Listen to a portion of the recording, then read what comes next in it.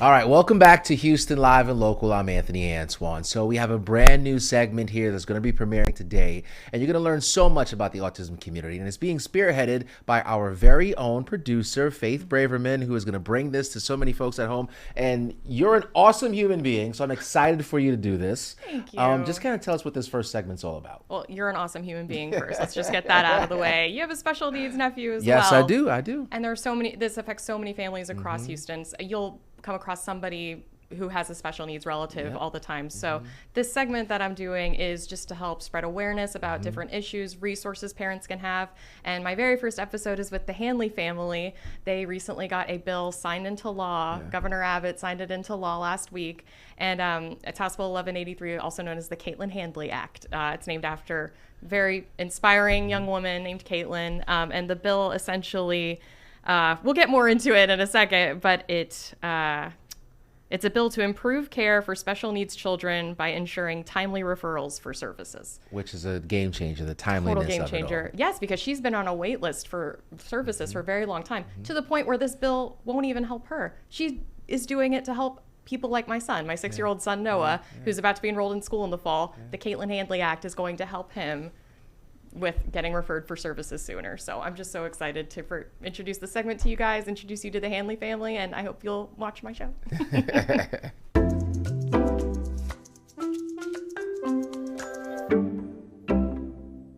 Hello, everybody. Welcome to the Spectrum of Parenting, where we talk about all the issues in the special needs community. My name's Faith Braverman. I'm an associate producer here at Fox 26, and I'm also a special needs parent. And today we are launching our very first segment. I am so excited. I have my old friend, the Handley family here, all my old friends. We have Carey Handley, Caytlin Handley, and Boyd Handley. Welcome. Thank you. Thank you. We are just so excited for you guys that you finally got this over the finish line. I know you've been working for this for 2 sessions now. And how do you guys feel now that you've gotten it this far? It's indescribable. It's amazing. It's incredible. I love having my name. You should be so proud. I am. So tell us all about what the Caytlin Handley Act does for special needs children in Texas. So when Caytlin was 14 years old, we discovered the local intellectual and developmental disability authorities and the waiver programs from a seminar that I'd attended. Up to that point, we had no idea what they were or how they could help us. We then found out that the Texas Education Code at the time stated that at age 14, during the adult transition planning meeting for children with special needs, that's when schools were required to inform parents about services and supports that they could get through the local IDD authorities. Right. And we wondered why they were waiting until age 14. We felt like it should have been much, much sooner, because it gives parents some guidance, information, services, supports, referrals that are much needed when you're starting your special needs parenting journey. So the Caytlin Handley Act now will require schools to tell parents about this at the very first ARD meeting when a child has been diagnosed with an intellectual disability or developmental delay and qualifies for special education services. So it will back up the timeline to a much earlier time when they can get these services. So. One of the most touching moments was when the House Public Education Committee renamed the bill for you, Caytlin. Can we play a clip of that moment? I know this is somewhat unusual, but I'd like to make a motion that we ought to name House Bill 1188 the Caytlin Handley Act. And secondly, I would move to report House Bill 1188 to the full House with a recommendation that it do pass and be printed.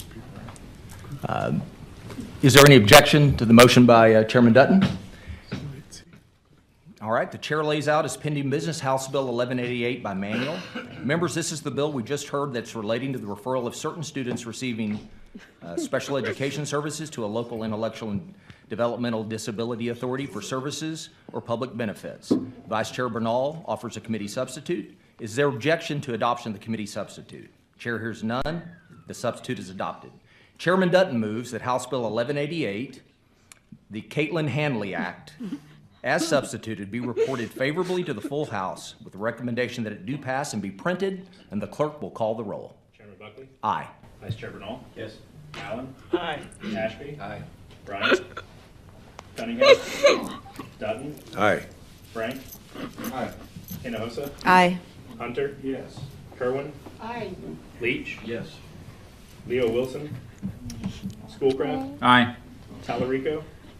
And Bryant. Aye. Oh, wow. There being 12 ayes, 0 nays, the motion prevails.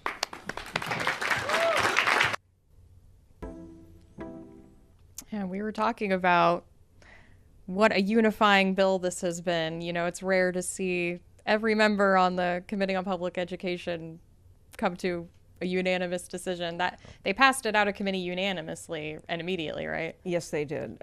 The two things together were really unprecedented. They don't do that. We have legislators that have come up to us and told us we don't do that. I mean, this is just very unprecedented and just an amazing testament to the strength and determination of one young lady and how she's overcoming her challenges. This was her first time testifying as a self-advocate, and we're so That's proud right. of her. You testified there as well. So you testified at the House and the Senate level. So we can play a clip from that.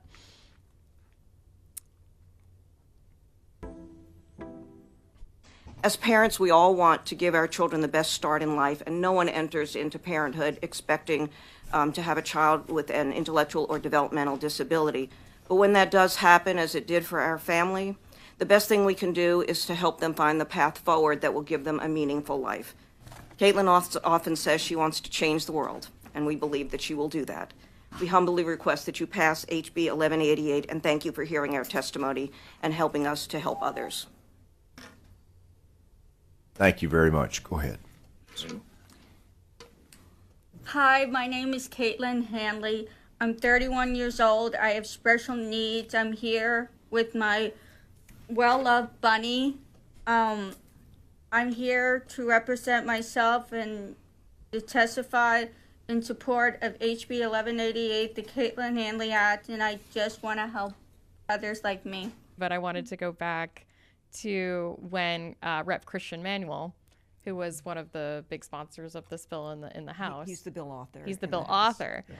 And he gave you a very sweet shout out, very heartfelt shout out. I would love to play that clip too. So thankful to you, Caytlin, for your advocacy, for your hard work, for your determination. And you said, I just want to make life better for people like me. And you have made life better for people like you and all of us.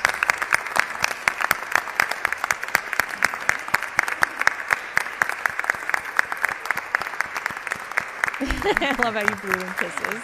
That's so great. And it was all the members of the House Public Education Committee came up behind Rep. Manuel when that happened. No, right? it was Okay. actually the representatives that would later become joint. One would become a joint author, and the rest would become co-sponsors. There were, I think, there were 14 members that were up there at the time that the rep was laying out the bill, and they were all supporting they were all there to support Caytlin. Oh, that's amazing. Yeah, and you just kept gaining supporters and co-sponsors as this bill progressed. So once it finally reached the Senate, it had 13 co-sponsors, or? We have 13 co-sponsors and 4 joint authors plus the primary author. Wow. Yeah, for people who are like unfamiliar with the legislative process, because when I started telling you guys' story, I really didn't have a full grasp of how much work it takes to get a bill passed. Neither did we. But you learned from, you were telling me from the last session, you learned what to do this time to help it have a better chance of passing. You know, you said that there's so many bills that were good that got left on the table, yes, but yours was special enough that it was passed. So well, it's a simple common sense bill that both sides of the aisle can get behind and feel good doing it. There was no fiscal note, so there's no real marginal cost to the state. So that was a big selling point. Yeah. It was based on already existing education code, so that was part of it as well. Was very hard work. What gave you all the determination to keep going and stick with this journey? Well, this bill doesn't affect us at all. Right. And we've already passed that point, so we're hoping to help people in the future. And also with Caytlin, to show her that one person can make a difference, and how she uses her disability to help other people in Texas. And that was, those two were the driving forces behind going forward with all of this. Many people, I said this many times, many people. Yep. You're helping a lot of people in Texas, Caitlin. Yeah, we're all so proud of you. And Thank you. So I happy really don't for want to you. cry, but I feel like I want to one day. I feel like once it hits, Yeah. because this just happened recently. When did it get officially signed by Governor Abbott? May 29th. May So 29th. just last week. Just and last week. Yes. I'm not sure that it's fully sunk in. This is going to be across 9,000 schools in Texas. And her name will always be a part of this bill in Texas history, which is an amazing accomplishment. And just coming down from all of these, I think we made 10 or 11 visits 2 days at a time since January. And I know that she's come to look at a lot of these legislators as friends. I'm sure they see you as friends as well, all of you.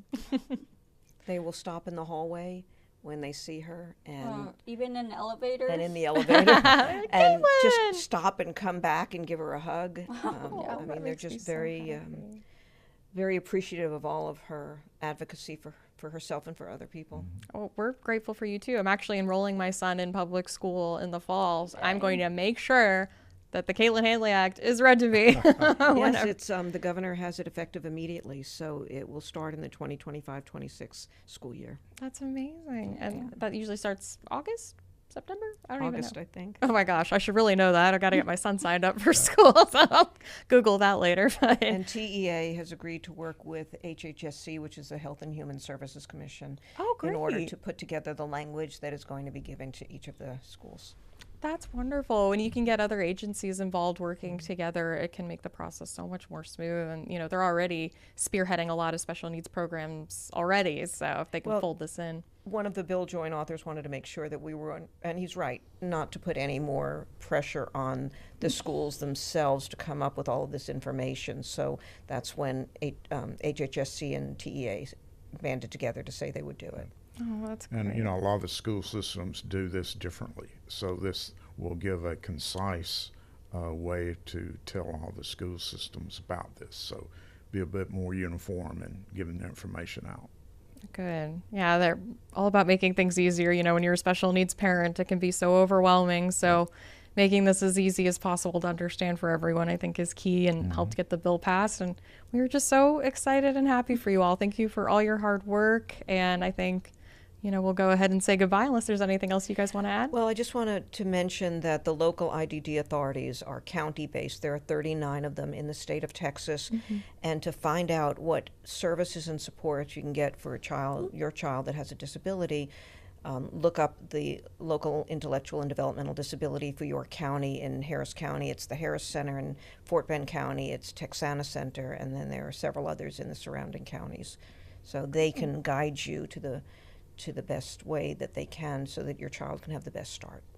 Oh, great. Yeah, and they can also look out for you guys at school resource fairs once the school year starts up again. That's right. And if you guys have any questions, you can reach out to the Handleys directly. What's your website again? The HandleyLawOffice.com. HandleyLawOffice.com. All right. Well, thank you so much for joining us for the Spectrum of Parenting. We are going to make this a regular segment Thursdays at 2:30 p.m. on Houston Live and Local. Really hope you guys tune in. And if you have a special needs issue that you want to spotlight, email me at faith.braverman@fox26.com. Have a great day.